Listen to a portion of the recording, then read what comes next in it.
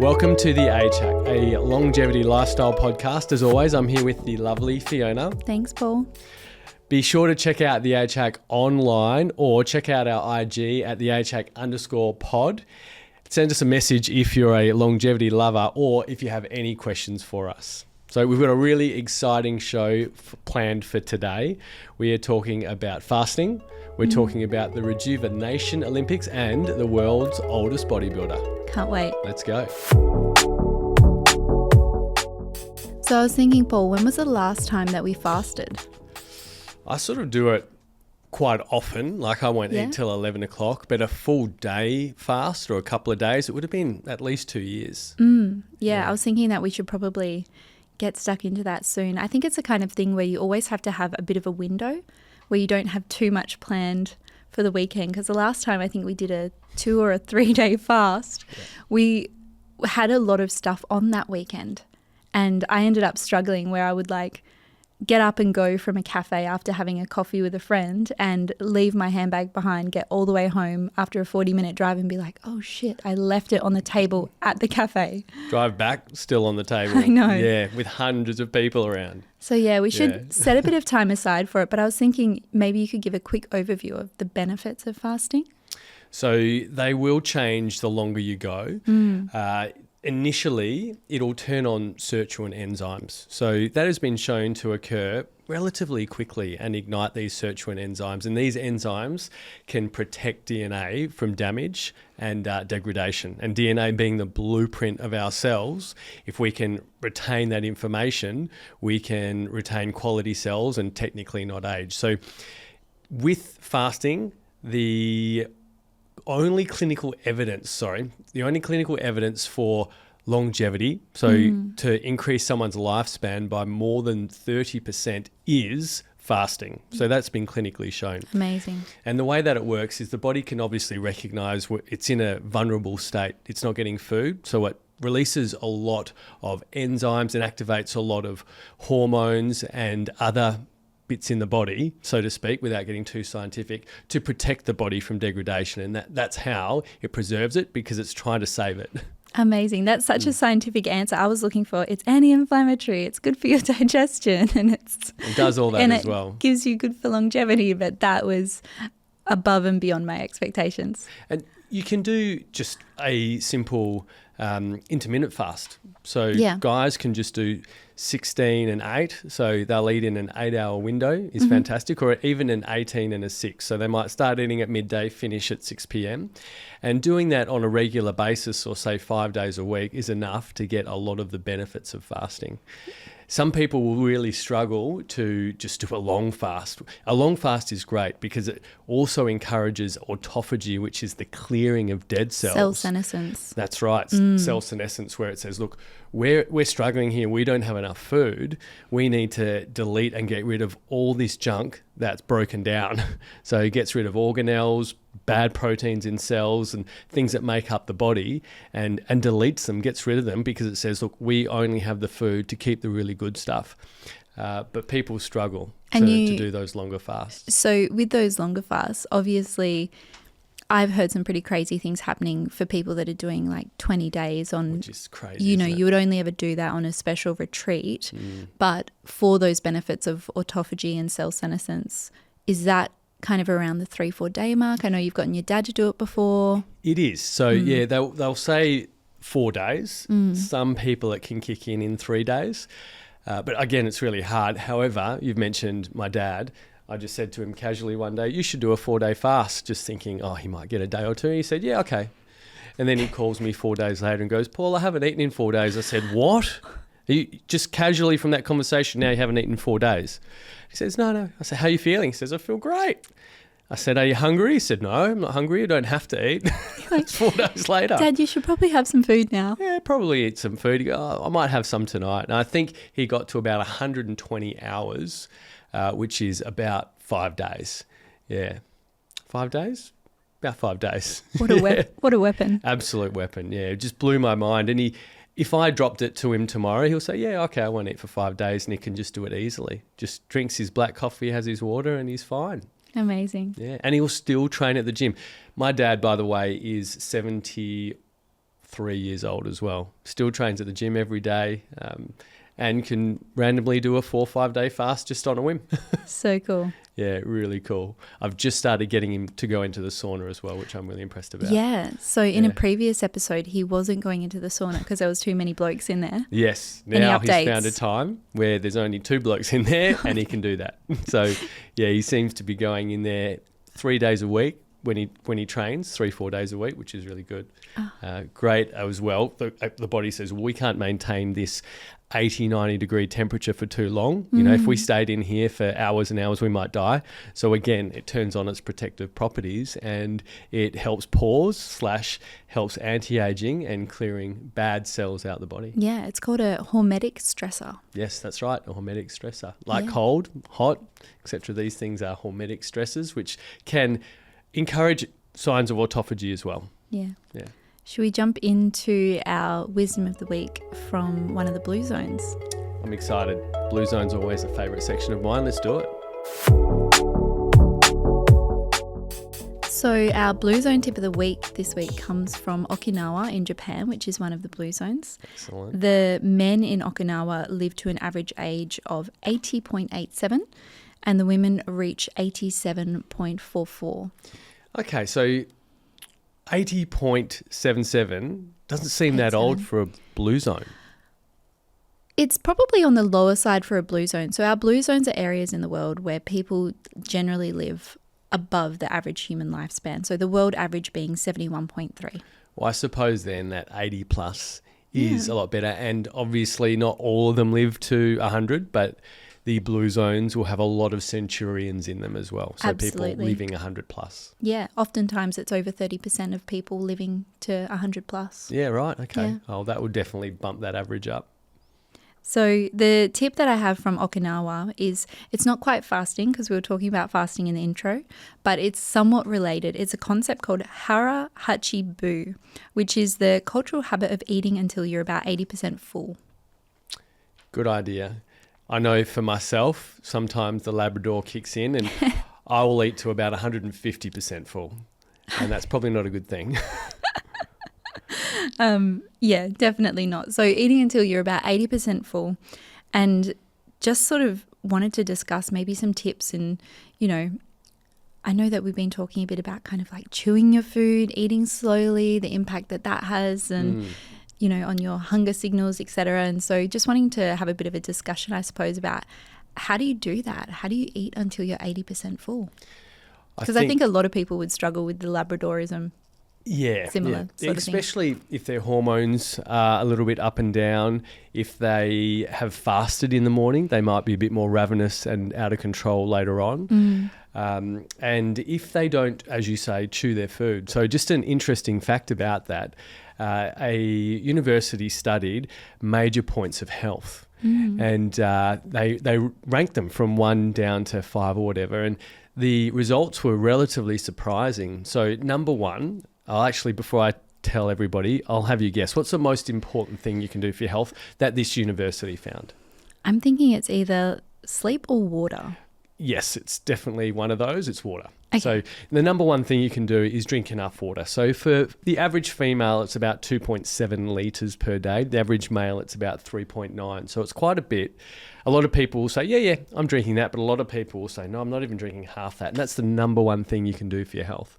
And then they also looked at exercise, sleep, stress, a whole lot of factors that you think would be really important. And the second most important one was mastication, believe it or not. That's crazy. Yeah. So chewing your food was the second most important thing you can do for your health. Above sleep, above a healthy diet, above lowering stress, it was chewing your food. What most people do is they're mindless when they eat. They wolf it down. They could get a whole burger down in, say, 2-3 minutes and then they're out. And I remember a popular PT sharing with me an anecdotal story about a doctor. Her name is Lisa Sagan, if you're listening. Yeah, you're wonderful. Love her. So she was explaining she had a client that was a doctor that was so busy he would go to McDonald's in the morning, get his breakfast, not eat lunch, or anything during the day. At nighttime, he would go to McDonald's, grab a Big Mac and fries and go home. And that was it. And she said, that's obviously not very healthy. He said, look, I can't change that. But he had brought her on for nutrition, right? For nutrition, exactly. Yeah. Yeah, because he didn't have time for exercise. And then she turned around and said, I don't want you to change what you're eating. And he's like, but I'm paying you to give me nutrition. Well, and also he had a little bit of resistance because he didn't know how he was going to find the time. So she said to him, look, okay then, let's not change what you're eating. And like you said, he was a bit shocked.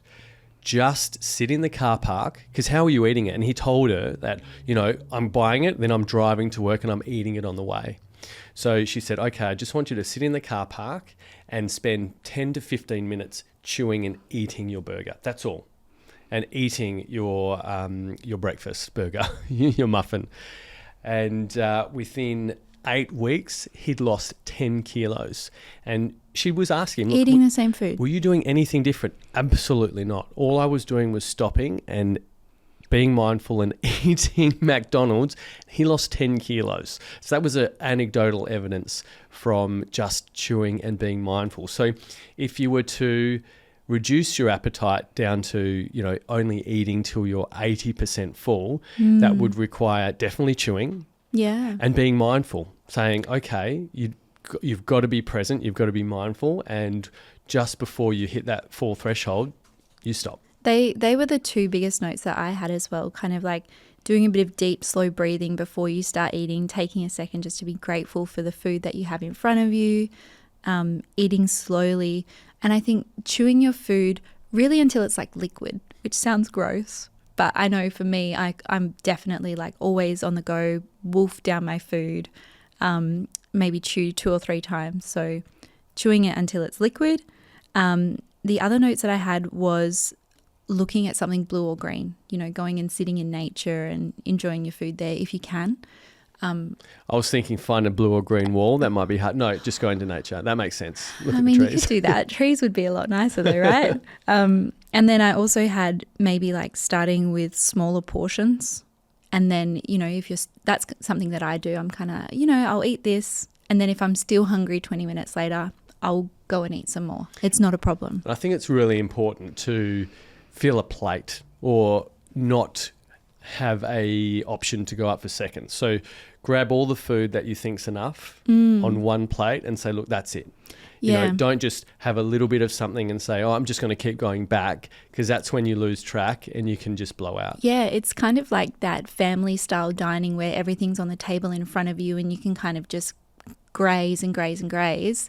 If you kind of put the food in the kitchen, serve yourself a plate, it just has that little barrier to eating more, I suppose. Especially if you're mindful and think, okay, this is my plate. You know, I can finish it if I'm up to 80%, but I won't go back for any more. Yeah, that's it. And I think it takes time, but, you know, not watching telly, not being on your phone, and just kind of tuning into those. I find that they're really subtle, those fullness cues. When I am full, it's kind of like, it's a whisper, you know? Yeah, it's not screaming. Yeah. The Labrador might be screaming, but the faunus is just saying, you've had enough. Listen to the whisper. Listen to the whisper. And I think the other thing just coming from that story from Lisa was, you know, if you are eating in your car, if you're grabbing food on the go, maybe you've got a job that requires you to drive a lot, like a property valuer, you know, just pulling over and taking that time to just eat your food, be in the moment, eat your food, and then get on with it.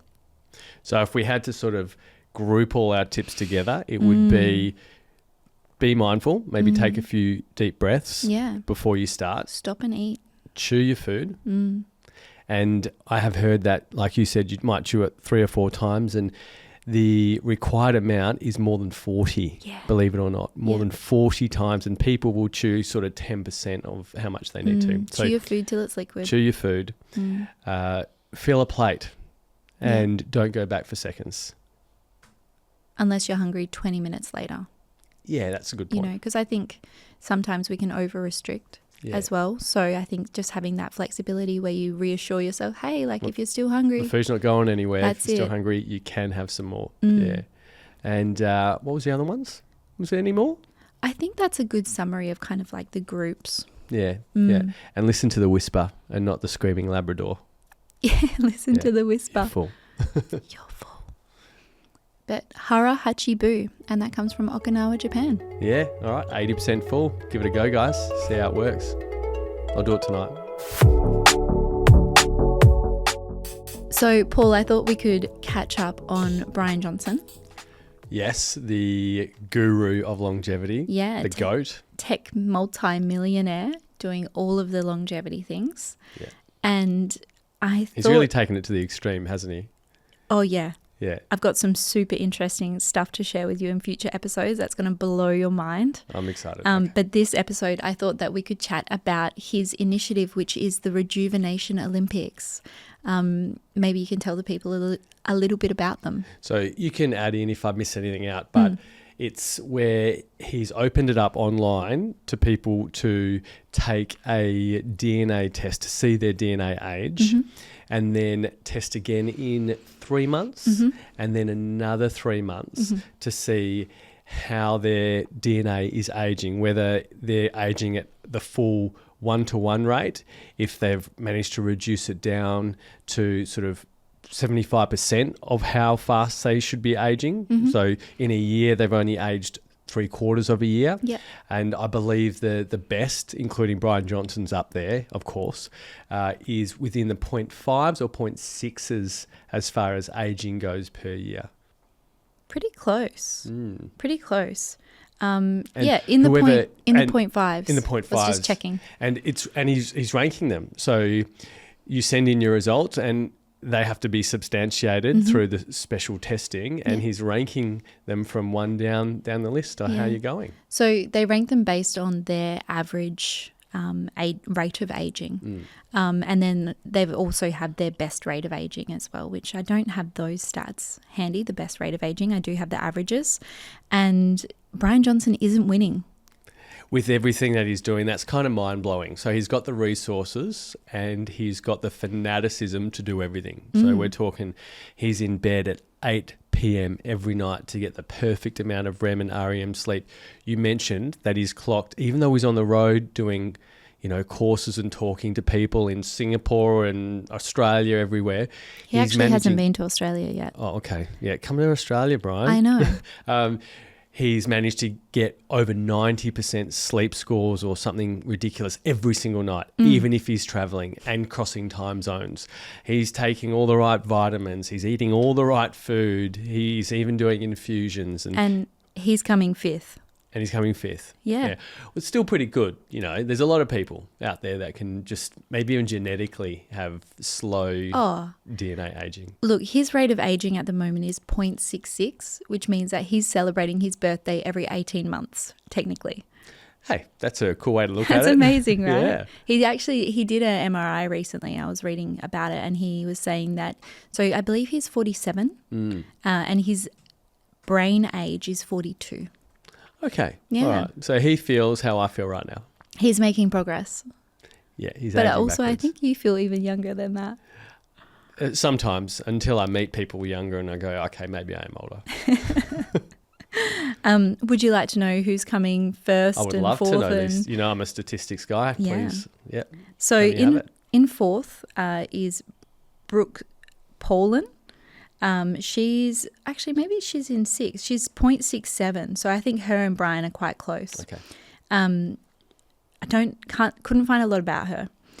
She's an Instagrammer. She's a travel Instagrammer, super luxurious life, but she hadn't posted anything since 2022. So she's a little bit off the radar. Right. Maybe she's just too busy trying to get good sleep at 8 p.m. We've got in third position, we've got Sim Land, who I'm really interested to do a bit more reading about. He is a YouTuber and a really into longevity kind of guy. Most recently, he's been talking a lot about saunas, which obviously we've been talking about the hormetic stress and that kind of thing.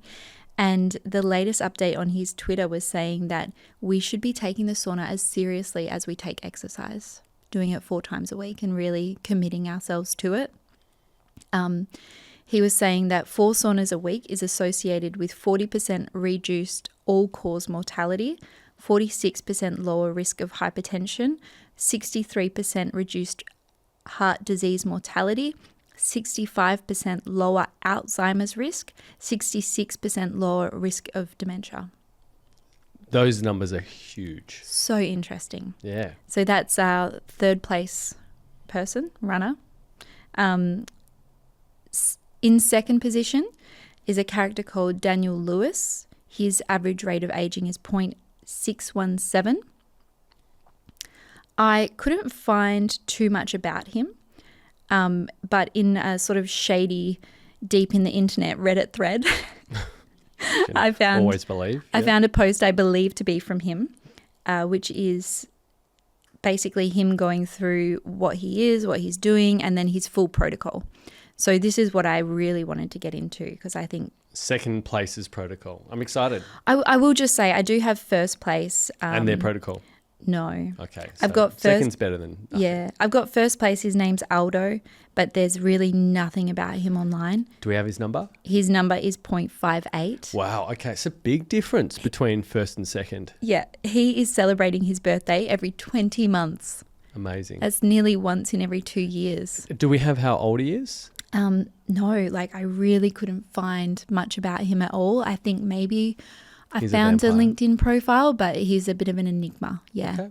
All right. Yeah. Well, let's hear about this second place protocol. Yeah, so let's talk about Daniel Lewis. So in the shady Reddit thread that I found, he said, I am a lawyer who had been following longevity research for the past 12 years. Up until 2023, to fight aging, I had only used the lifestyle basics of Mediterranean diet, fish, chicken, veggies, olive oil, which I think we'll chat about as well in future, the Mediterranean diet. Yeah, sounds good. Super popular for longevity. Intermittent fasting, which we just talked about, he does 18 and 6. Okay. So what would that look like timing-wise? Like you would be having your breakfast at and then eating again. So usually 11 till 5 or probably 12 till 6. Some will do the 1 till 7. So when you're saying these numbers, you're saying that's the eating window. That's the 6-hour eating window. Yes, that's correct. And then fasting for 18 hours. 18 hours. And you don't want to then push it too much later because then you're pushing it closer to sleep time and food in the tummy can reduce sleep quality if it's too close to bedtime. Yeah. So, yeah, those are the sort of numbers you want to look for. 12 till 6 sounds all right. Or maybe 12:30 to 6:30. Yeah. You want to give yourself a good 3 hours grace between your final meal and bed. So if you're going to bed at 9:30, which is a good time, 6:30 would probably be the latest. So intermittent fasting, 10% calorie restriction. So it's sort of on the Hara Hachi Bu fasting. I think there's been some studies about calorie restriction and longevity as well as fasting. So I guess 10% calorie restriction would be on his basal or his active metabolic rate, do you think? Well, technically it'd have to be on your active metabolic rate. But, you know, this shady Reddit thread. I know we're speculating a little bit here. Regular vigorous exercise, cardio and weightlifting. Oh, amazing. Quality sleep, limiting consumption of alcohol and sweets. So he's not even stopping them, he's just limiting them. Yeah. Wow. And then he said, all of this on its own plus some help from good genetics from my wonderful 94-year-old grandmother. There you go, 94. Yeah. So he might be quite young still. So then, and this is what I thought you might be able to help us with, he includes his supplement protocol. Really? Okay, Yeah. Now you're talking my language. What's he using? So 900 milligrams of liposomal CA-AKG. Do you know what that is? CA, Calcium alpha-ketoglutarate. Calcium? Calcium alpha-ketoglutarate. Yeah, I'm not too sure. I need to research that one. What is that doing for longevity? Yeah. And that's a big dose. So then the other one I've only just started hearing about recently, maybe we can talk about it next episode, is 8 milligrams of liposomal spermidine. Okay, spermidine. Bit of a buzzword at the moment. Yeah, interesting name as well, isn't it? It is. What is it made of? It got its name, so spermidine and spermine, which is its precursor, got its name because it was first found in the crystals of male semen in the 17th century. So Human? In human semen, yeah. So hence the name spermidine. And an unfortunate name, I don't know. That's where they first found it, so that's where it got its name from. Everything has to have a name. Spermidine. 1 gram of liposomal vitamin C. Okay, yep. Just a great antioxidant. Helps reduce cortisol, helps boost immune system health. So, yeah, everybody knows vitamin C is good for you. Cool. You're going to love this. Liposomal blend of 250 milligrams of NMN, 180 milligrams of NAD, 160 milligrams of NR. Wow. So 180. So yeah, it's getting over half a gram of precursors and actual NAD and liposomal. Everything he's doing is liposomal. Yeah, he clearly really likes that delivery method. For those who don't know, liposomal is where the ingredients are suspended in oil. Is that right? Yeah. So they sort of get the ingredient and encapsulate it in a fatty base, so it can be absorbed better through that lipid transfer. Could you get the same result just like mixing your NMN or taking your NMN with olive oil, or is that kind of not the same thing? No, they have to treat it in a certain way to actually encapsulate it. Yeah, so right. Mixing it doesn't necessarily do the same thing. I also found it really interesting that he's taking NMN, NR and NAD, because I find that a lot of people are kind of picking a team, like I'm team NMN, I'm team NR, whereas he's kind of like hedging his bets and going for all of them. Well, clinical studies have shown NAD. So NAD is what we want in the blood. NAD levels are largely increased with the taking of NMN and NR orally. So really, there isn't a team. It's do both, but both have been clinically shown to lead to the result that we want, which is more NAD. And then taking NAD itself? So NAD is quite a large molecule, and studies have shown that we don't get a great absorption rate through the gut wall and into our cells of taking it orally. So NAD is best administered intravenously through a drip, and that is not the gold standard. The gold standard is what you do easily and more often, but that is the best way to get NAD. Okay. It's expensive, it doesn't feel good, and it takes a horrible. while. So it's quite prohibitive. So you couldn't do it all the time. You can't walk around with a drip in your arm 24/7. So you ideally support it with the oral intake, and it absorbs actually really well sublingually through the mucosa of NR and NMN. So if you can put the powder under your tongue, that's great. Just a little side note, NR tastes terrible. Yeah. But you do it anyway for the gains. For the gains. NAD, there might be some science out there that I'm missing, but a lot of the people that are high end, like that really know about this stuff, they will take NAD. They're using it and they love it and they notice a difference. So maybe science is a little bit behind on how oral NAD does actually work, but people do take it. So the final thing that he's taking is 75 milligrams of liposomal green tea extract, standardized to contain 70% EGCG. Excellent. So obviously the major antioxidant, it's a mouthful to say ECGC, so we just say the initials ECGC. The actual word is really long. Epiglycate cation globulin. It's a mouthful. Yeah, I'd need to read it. But it does a lot of cool things, that antioxidant. It's really great for scavenging free radicals, which can damage cells, so anti-aging in that pathway. It'll also stop the breakdown of adrenaline and noradrenaline, and these hormones can help with healthy fat loss. So that's the body sees these hormones, produces an enzyme to break these hormones down, and ECGC can stop that. So it just prolongs the fat loss response, which obviously if we can keep leaner, we are healthy, because the bad fat on the body can produce bad hormones, which can damage the body and store toxins. So ECGC green tea, great ingredient. So many other things that it does, but we'll just leave it there. Otherwise, we could be here all day. I just want to say, I feel like he's missing a few things in that regime. Yeah. You know, I think maybe resveratrol, maybe TMG. Definitely. Maybe CoQ10 or PQQ. Yes. Yeah. So is that what you were thinking? Absolutely. They're the three. So CoQ10 is great. It makes PQQ work better, but that's for mitochondrial health, guys. for activating the enzymes that he's fueling with that NR and NMN and NAD. He should be having resveratrol or transresveratrol. But maybe he thinks that he's activating those sirtuin enzymes through his fasting.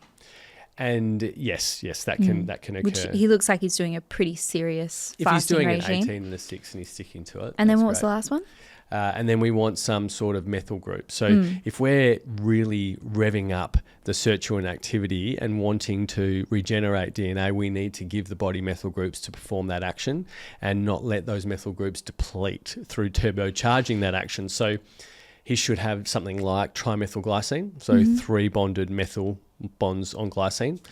Great addition. He could have an activated B vitamin for those methyl groups. Yeah. He might be having a lot of bone broth and getting natural glycine that way anyway. So we don't know what's in his diet. So he could be getting methyl groups naturally. However, I would be adding in those 2 ingredients at least. So the trans resveratrol with TMG, and then we could add something to help with mitochondrial health and biogenesis like PQQ and CoQ10. See if we can get him on the phone. Yeah, let's get him on the podcast. Yeah, well, I mean, it'd be great to see if we could help him get, sub 0.5 or no, sub 0.6. He's at 0.61, isn't he? Yeah. Anyway. I'd love it if someone could get 0.5 flat or lower, so literally halve their aging. That would be substantial. Birthday I wonder how 2 we're years. going.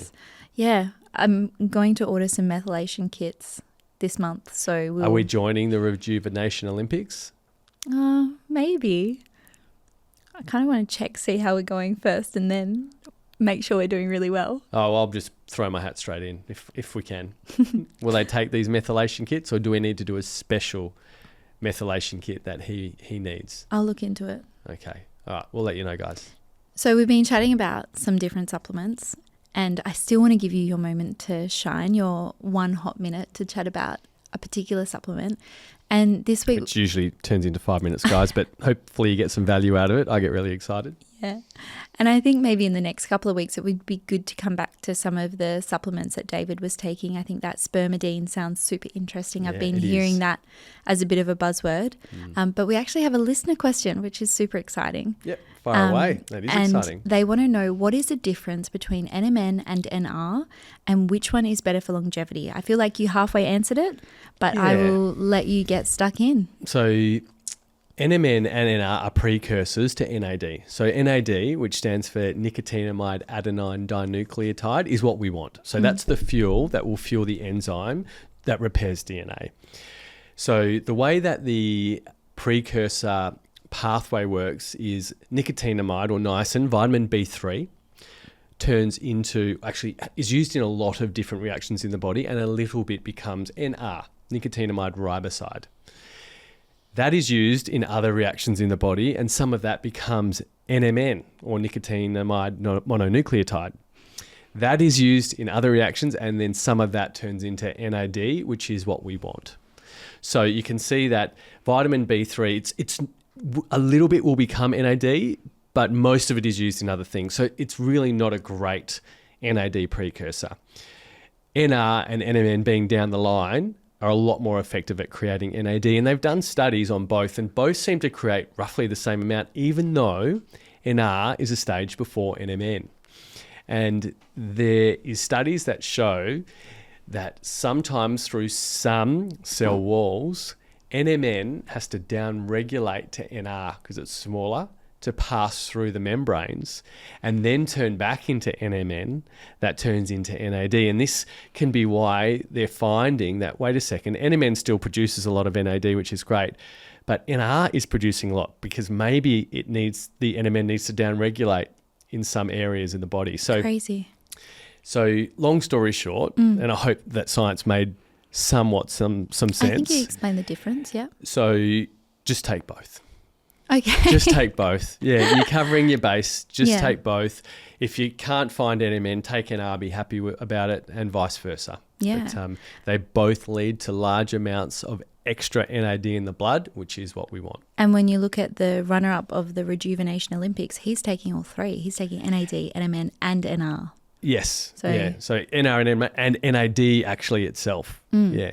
So I don't take NAD myself, but by the sound of it, maybe I should. Yeah, maybe we need to throw it in the mix. Yeah. So for our final segment, I always love to share the story of somebody who is just doing amazing things, at a later chapter in their life. And I think you'll love this guy. His name's Jim Arrington, and he is the world's oldest bodybuilder. Oh, yeah, that's a good one. Yeah. How old is he? So he's currently 91. Wow. Yeah. I don't think he's competing anymore, but he was competing all the way up to the age of 85. I need to see a photo of this guy. I'll get you a photo.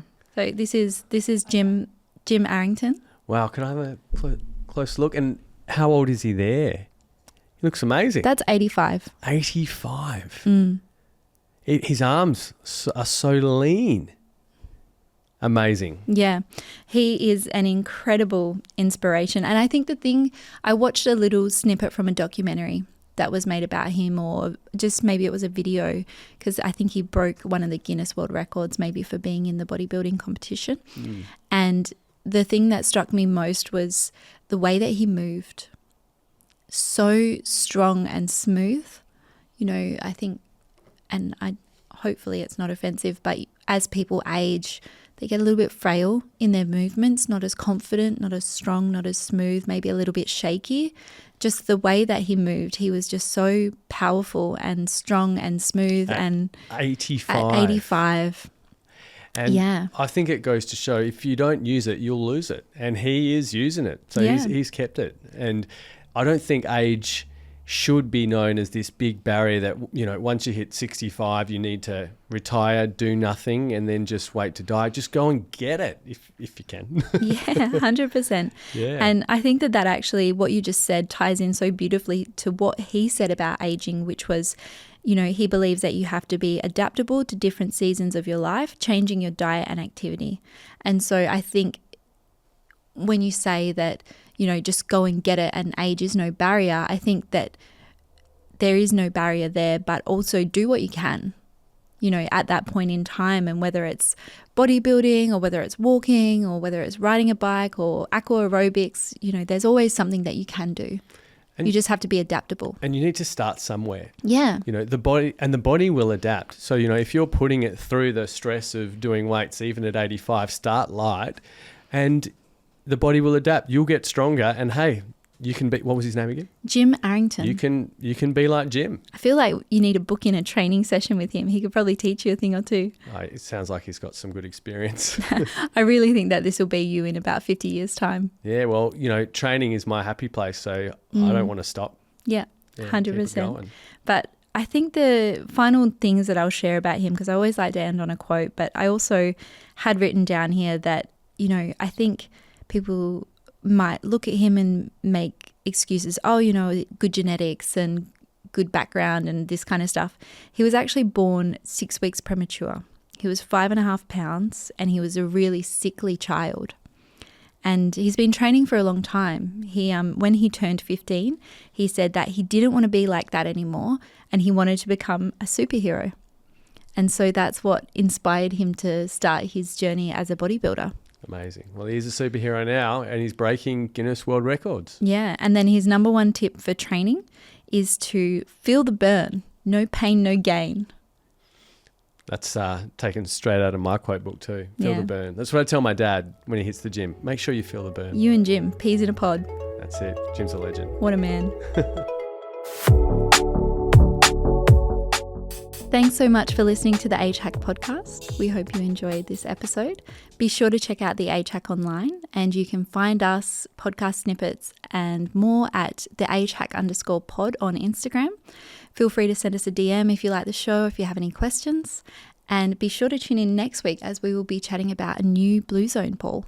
Always exciting. And my 1 minute of sup power. Yeah, we'll be doing that too. Looking forward to it. We'll Thanks. see you then. Thanks, guys.